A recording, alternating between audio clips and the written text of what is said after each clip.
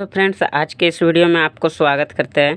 तो फ्रेंड्स आज के इस वीडियो में जानेंगे कि सभी होम थिएटर में इस तरीके का किट रहता है और जो आपका होम थिएटर है कभी आपका जो बजते बजते साउंड जो है कभी बेस मारने लगता है और कभी जो साउंड है आपका कभी चोंगा की तरह साउंड देने लगता है। लेकिन आप वॉल्यूम से कितने भी साउंड आप पतला करते हो तो लेकिन आपका जो होम थिएटर का साउंड है हमेशा बेस में निकलता है और आपका साउंड जो है पतला नहीं होता है। आपका होम थिएटर जो है चोंगा लियन बजता है और आप बेस देते हो फिर भी आपका होम थिएटर में जो बेस है नहीं जाता है।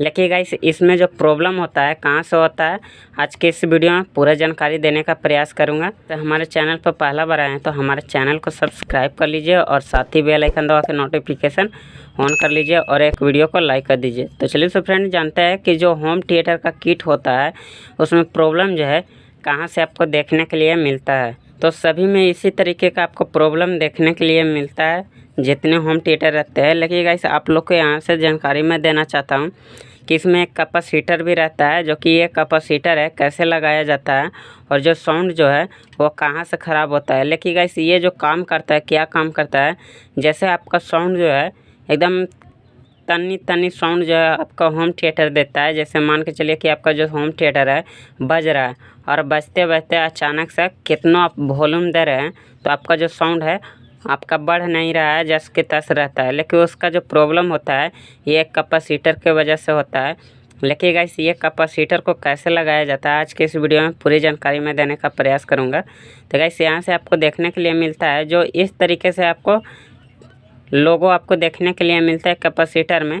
आपको ये समझना है कि ये माइनस वाला रहता है और कैपेसिटर यहाँ पे कितना वोल्ट का है आप लोग को यहाँ से देखने के लिए मिलता है कि 35 वोल्ट का है और 2200 यूएफ का है। तो ये कैपेसिटर आपको जब भी लगाना है तो आपको माइनस वाला देख के लगाना है। तो ये माइनस वाला है तो इस तरीके से किट में जो रहता है ये माइनस रहता है, तो आपको इसी तरीके से यहाँ पे सेटिंग करना है। तो जो घाट रहता है उसी घाट में आपको इसको बैठा लेना है और बैठाने के बाद आपको सोल्डिंग मारना है इस तरीके से। देखिए मैं आप लोग को सोल्डिंग भी करके दिखाता हूँ कि इसका जो सोल्डिंग होता है कैसे होता है। इसका सोल्डिंग जो है बहुत ही ईजी से पकड़ लेता है और जब आप सोल्डिंग मारते हो तो आपको एक्चुअली में ध्यान रखना है कि गलत जगह पे भी सोल्डिंग नहीं मारना है, ना तो आपका जो जेब सही रहेगा सेव ख़राब हो जाएगा। तो इस तरीके से आपको आगे के वाले से प्रेस करना है और ये नीचे साइड ये ऑटोमेटिक पार हो जाता है। तो देखिए यहाँ से मैंने जैसे ही प्रेस कर रहा हूँ तो एक हो गया और दूसरे वाले में भी मैं इसको सोल्डिंग मारता हूँ। तो जैसे ही मेरा दूसरा वाला भी जाएगा तो ये ऑटोमेटिक यहाँ पे चिपक जाएगा। तो वैसे आपको इस तरीके से कैपेसिटर में जो सोल्डिंग आपको मार लेना है, क्योंकि आपको यहाँ से हिलना नहीं चाहिए। यदि आपका हिलता है कैपेसिटर तो आपका जो होम थिएटर है कभी बजेगा कभी नहीं बजेगा। तो आपका कैपेसिटर यदि हिलते रहता है इस तरीके से तो आपको ध्यान रखना है पूरी अच्छे से सोल्डिंग मारना है ताकि आपका कैपेसिटर जो है हाल हिले नहीं। तो यदि आपको बार बार कैपेसिटर हिल रहा है तो आपको यहाँ पे बहुत ही अच्छा से यहाँ से जंपर सोल्डिंग मार लेना है। देखिए जैसे मैंने सोल्डिंग मार रहा हूँ उसी तरीके से आपको भी सोल्डिंग मार लेना है, क्योंकि आपका कैपेसिटर यदि हिलेगा तो आपको बहुत प्रॉब्लम देखने के लिए मिलेगा। तो यहाँ से अच्छा से आपको सोल्डिंग मारना है। तो ये देखिए मैंने यहाँ से सोल्डिंग मार के कंप्लीट कर लिया हूँ और ये मेरा हो गया है अच्छे से।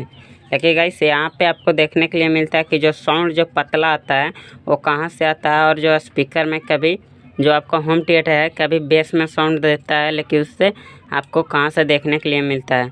ऐसे ये तीनों आईसी आपको देखने के लिए मिलता है। यदि एक आईसी आपके सही रहेगा या दो आईसी आपको सही रहेगा तो आपका जो साउंड है वो ट्यूटर के जैसा देगा, जैसे चोंगा में बजता है एकदम पतला साउंड देते रहेगा। तीन आईसी यदि आपको दो आईसी ख़राब हो जाएगा और एक आईसी आपके पास सही है तो आपको चोंगा लियन आवाज़ देगा। और यदि आपका बेस में खाली दे रहा है, जब आपका जो होम थिएटर है जैसे खाली बेस में दे रहा है तो आपको क्या करना है, सिंपल सा ये तीन आईसी आपको देखने के लिए मिल रहा है, आपको तीन आईसी को चेंज कर लेना है और चेंज करने के बाद आपस से क्या करना है उसको जैसे जैसे यहाँ पे रेजिस्टेंस दिया हुआ रहता है ये रेजिस्टेंस को आपको देख लेना है कल्ला कोई सा ना है। और यदि आपका जला हुआ रहेगा तो आपको वो रेजिस्टेंस को भी चेक कर लेना है और चेक करने के बाद यदि आपका ख़राब रहेगा तो यहाँ पे आराम से आपको लगा लेना है। क्योंकि यदि आपका रेजिस्टेंस से भी ज़्यादा प्रॉब्लम देखने के लिए मिलता है, जब आपका आईसी भी तीनों सही रहेगा तो आपका रेजिस्टेंस से भी खराबी मिल जाता है कि जो आपका होम थिएटर का जो साउंड है कभी पतला आता है और कभी बेस में भी मारता है। तो आपको रेजिस्टेंस को भी एक बारी चेक कर लेना है। और कैसे चेक करना है, तो गाइस आप लोग को मल्टीमीटर चलाने आता है तो उसको कंटिन्यूटी मोड पे रख लेना है। और कंटिन्यूटी मोड पे रखने के बाद आप रेजिस्टेंस को मापना है, क्योंकि यदि नंबर में आपका रेजिस्टेंस दिखा रहा है तो समझ लीजिए कि आपका जो रेजिस्टेंस है सही है। और यदि आपका बीप का साउंड देता है मल्टीमीटर में तो आप समझ लीजिए कि ये रेजिस्टेंस जो है आपका ख़राब है। तो गाइस इस तरीके से आप रेजिस्टेंस को चेक कर सकते हैं और लगा सकते हैं। तो गाइस यहाँ से आप लोग को देखने के लिए मिलता है, यहाँ से आपको देखने के लिए मिलता है कि जो होम थिएटर का कनेक्शन है, जो कि स्पीकर का कनेक्शन होता है, कहाँ से होता है। तो मैं आप लोग को यहाँ से दिखाने का प्रयास करता हूँ।